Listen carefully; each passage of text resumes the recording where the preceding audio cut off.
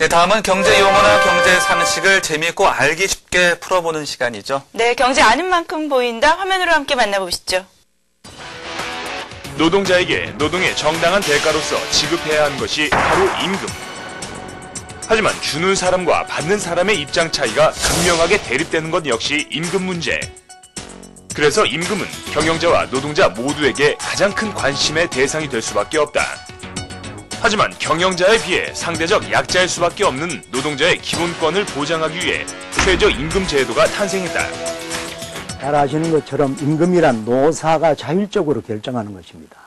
최저임금 제도는 국가가 임금의 최저 수준을 정해놓고 사용자가 그 이상을 반드시 지급하도록 강제하는 제도입니다.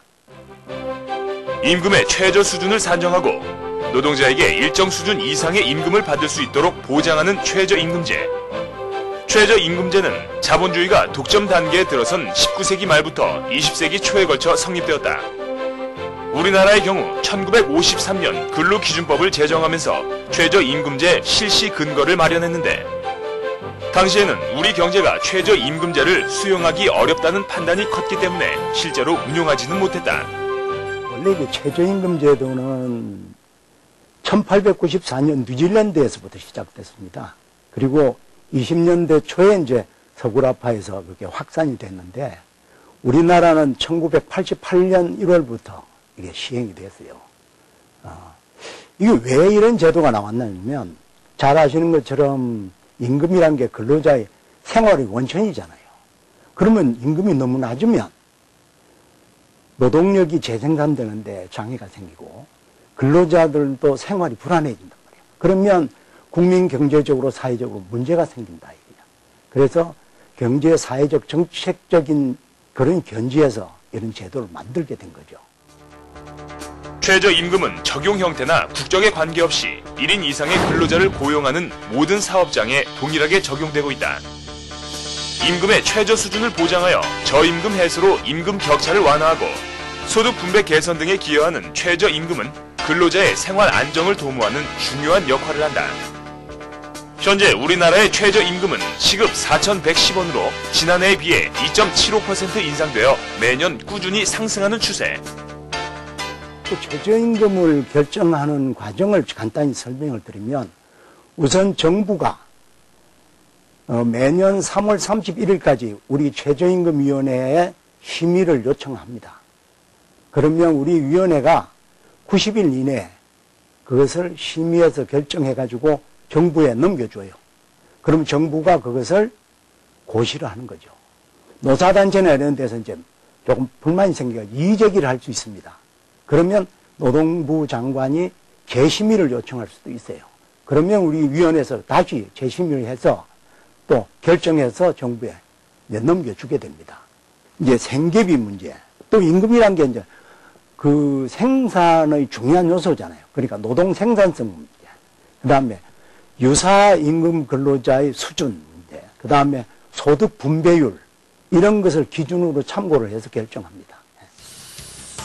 이처럼 국민 경제 발전에 이바지하는 최저임금 제도는 다른 선진 국가에서도 다양한 형태로 시행되고 있는데, 그만큼 노동자들의 소득을 충족시켜주는 것이 사회의 안정과 경제 발전에 큰 의미가 있다는 것을 말해준다. 우리나라는 이제 아까 설명드린 것처럼 위원회가 심의 의결하면 그에 따라서 정부가 결정하는 거예요. 그런데 이제 순수하게 위원회가 결정하는 방식도 있습니다. 예를 들면 일본이나 영국처럼, 또 미국처럼 법률을 결정합니다. 상원에서 결정하면 상원에서 의결하면 그대로 하는 거예요. 또 확실하게 그냥 정부가 결정하는 방식도 있습니다. 프랑스 같은 나라.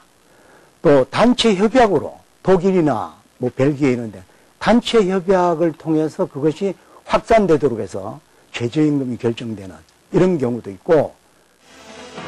하지만 이러한 최저임금의 인상이 꼭 긍정적인 반응을 일으키는 것은 아니다.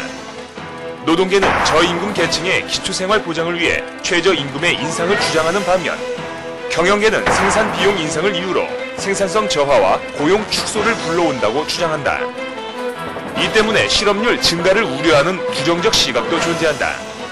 매년 이제 근로자 측이 요구하는 안하고 사용자 측이 제시하는 안에 격차가 큽니다. 근로자들은 임금이 근로자의 생활의 원천이니까 생활 향상을 위해서 많이 올려달라 그럽니다. 그러니까 경영자들은 또 기업이 어렵다. 그래서 금년에 이제 동결을 주장하고 있습니다. 최저임금이 많이 올라가면 최저임금으로 인해서 자칫하면 기업이 구조조정을 통해서 근로자 고용의 위협을 가져올 수도 있습니다.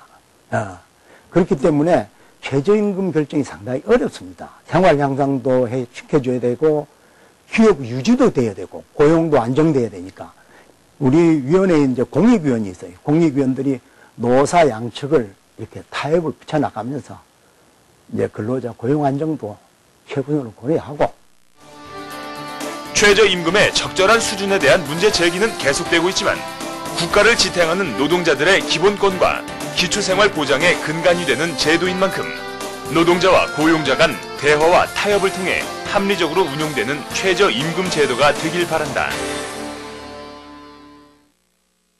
낮과 밤의 일교차가 워낙 커지다 보니까 요즘 환절기 질환 때문에 고생하는 분들이 많이 계시던데요. 네. 특히 건조해진 날씨에다 황사까지 겹치다 보니까 알레르기성 비염 등 코 질환을 호소하는 분들이 늘고 있다고 합니다. 네, 코와 관련한 질환은 그 비염뿐만이 아니라 뭐 코감기, 콧물, 재채기, 코막힘 여러 가지 증상들이 있는데 이런 예. 증상들은 대부분 좀 가볍게 넘기고 방치하기가 쉽습니다. 그런데 이 증상이 오래 이어졌을 경우에는 후각장애나 뇌막염, 뇌종양에 이를 수 있다고 하니까요. 각별한 주의가 필요한 것 같습니다. 네, 이 코 질환에 걸리지 않기 위해서는요.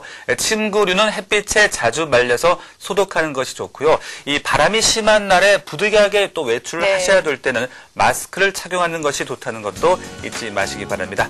알기 쉬운 나라 경제 여기까지고요. 저희는 다음 주에 더 알찬 소식 갖고 찾아오겠습니다. 함께해 주신 여러분 고맙습니다. 고맙습니다.